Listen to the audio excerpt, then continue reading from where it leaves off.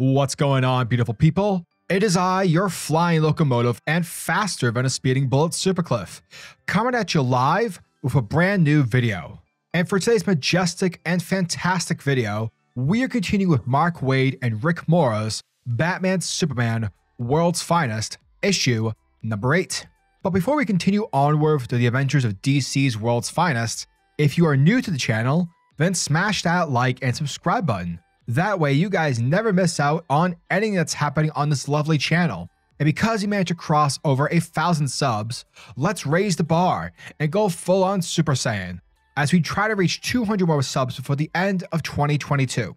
Don't be rude, show some class, it's free folks, it's the price of admission. Hit that subscribe button.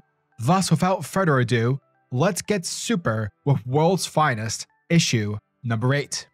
Our story starts things off outside of Gotham City, where we check in with the Teen Titans who are currently helping out David with testing the limits of his new powers.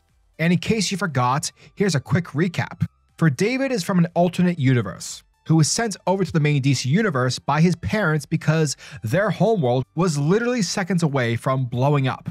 Basically, this is the alternate universe take of the Superman origin. But rather than David crash landing in Smallville as a baby, here he's a teenager who is intercepted by Batman and Superman. Now, while the young heroes continue to train with David and whatnot, off to the side, we have Donna Troy and Dick Grayson's Robin. And here she's asking if Dick is sure about taking David under his wing, because according to her gut feeling, she can sense that something's off when it comes to David. Picking up sometime later at a volcanic eruption near San Carlos, Costa Rica, we have ourselves a majestic and newly established dynamic duo, Superman and the Boy Thunder, aka David.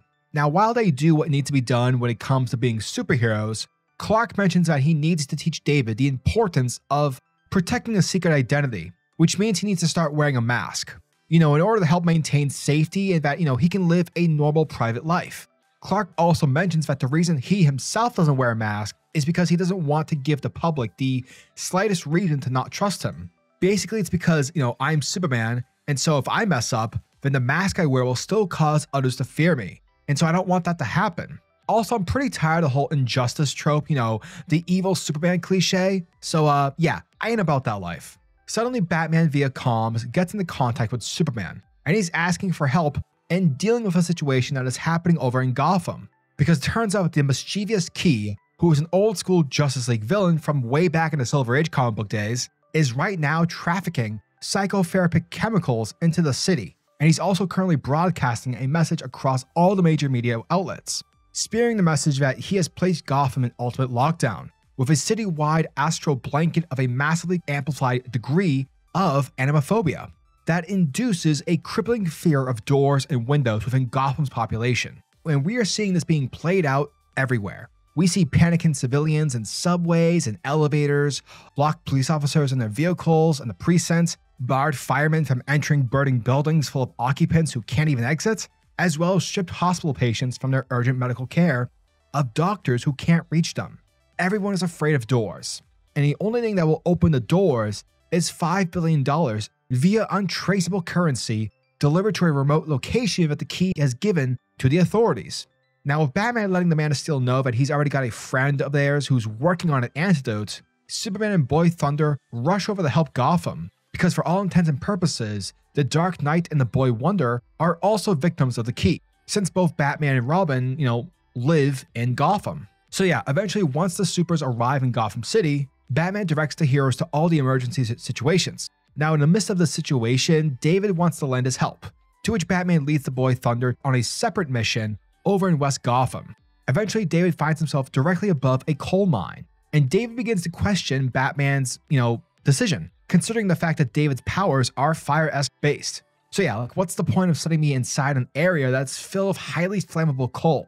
Yet Batman basically tells him to shut the fuck up because I'm Batman. I'm basically the voice of God. Don't question me. Just kidding. He doesn't say that, but I wish he did. However, he does tell David that if he wants to help, he's got to do it. But although Batman is trying to motivate the kid, David begins to flare up because of the pressure. And because he's scared and he doesn't want to hurt anyone, David bails on the mission, flying to a nearby tree to calm down. And thus, this is where the memories of his home world dying begin to haunt his thoughts, as he remembers his people asking him for help when he simply couldn't. Now, with Batman rerouting the Man of Steel to the mine, David knows that if he does nothing, then the miners will die like the people on his homeworld. And that's when the kid mans up and he flies back to face his fear. And upon Superman's arrival, Clark finds David escorting the rescued miners to safety. From there, that's when Batman's friend, the one who was helping develop a cure, shows up with the antidote. And it turns out it was Blue Beetle, as we see him deploy the serum across Gotham from his bug machine. Picking up sometime later in the Batcave, we learn that after Batman traced the key back to his remote warehouse, the world's finest heroes raided the lair, but only to find that the villain managed to escape through a void. Now, Batman lets Robin know that although they shut down the key's operation, his gut feeling tells him that the villain is still somewhere in Gotham, and that it's only a matter of time until they eventually find him.